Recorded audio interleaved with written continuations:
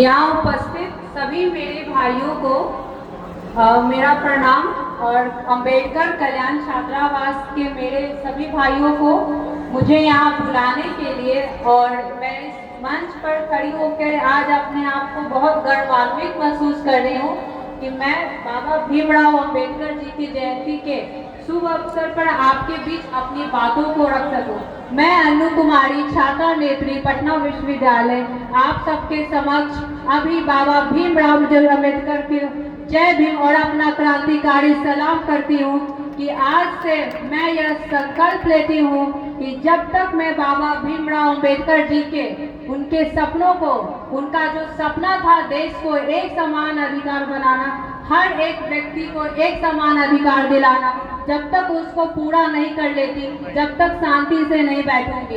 एक छात्र नेत्री होने के नाते मेरा यह हमेशा कर्तव्य रहा है कि मैं सभी छात्रों को एक समान नजर से देखूं और उनके हित में कार्य करूं, क्योंकि अगर सबसे पहली कोई मेरी जाति है तो मैं वो छात्र है, क्योंकि छात्रों की कोई जाति नहीं होती है।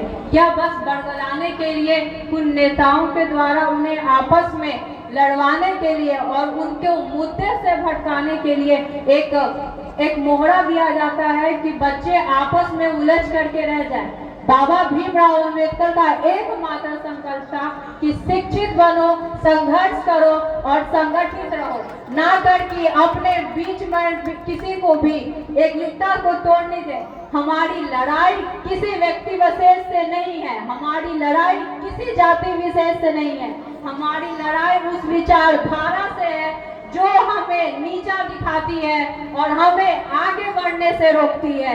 क्योंकि यहाँ हर एक व्यक्ति का अधिकार है कि अगर वह उसमें वो गुण है तो वह आगे बढ़े, उसे वो मंच मिलना चाहिए, उसे वो पोजीशन मिलना चाहिए कि वो अपने सपनों को पूरा कर सके।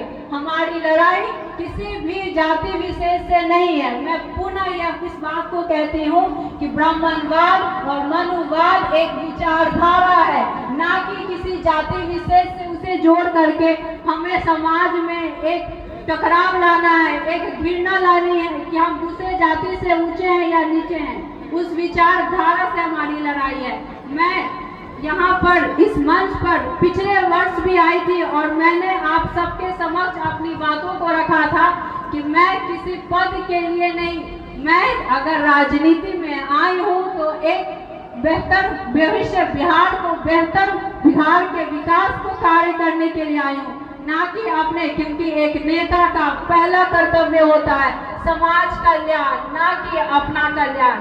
यहाँ हर एक नेता पहले अपना कल्याण करता है और अपने जाति विशेष के वोटरों से बस वोट बटोरते हैं और फिर उन्हें उनकी हालत पर छोड़ देते हैं। तो हमें ये चीज देखना होगा कि कौन नेता हमारे हित में काम कर रहा है, ना कि हमारे जाति विशेष का नेता। क्योंकि नेताओं में वह गुण होना चाहिए कि आप समाज को एक नजर से देखें। मैं ज्यादा समय नहीं होने के नाते अभी हमारे बीच जो है राज्य अनुसूचित जाति आयोग के हमें सिर्फ बाबा भीमराव अम्बेडकर की जयंती को मनाना नहीं है, उनके विचारों को अपने अंदर रखना है और सबसे पहले अपने आप से यह सवाल करना है कि क्या हम उनके विचारों को अपनाए हैं, क्या हम सिर्फ जयंती मनाने के लिए उनको याद कर रहे हैं या उनके सपनों को पूरा करने के लिए हम कोशिश कर रहे हैं कि नहीं कर रहे हैं। सिर्फ आरक्षण देने से नहीं होगा। वो उस समय हमारे लिए लड़ रहे थे जिस समय किसी प्रकार का कोई आरक्षण नहीं था। अभी आपके पास एक सबसे बेहतर है कि हमारे पास संविधान है कि हम अपने बातों को रख सकते हैं। हमारे लोकतंत्र में हम जी रहे हैं जहाँ हमें किसी भी कोई काम करने के लिए किसी से अनुमति लेने की जरूरत नहीं है। समय का अभाव होने के नाते मैं अपने बातों को खत्म करते हुए और बाबा भीमराव का एक कथन कहते हुए खत्म करती हूँ कि जिंदगी लंबी नहीं होनी चाहिए, महान होनी चाहिए। जय जय जय जय जय भीम।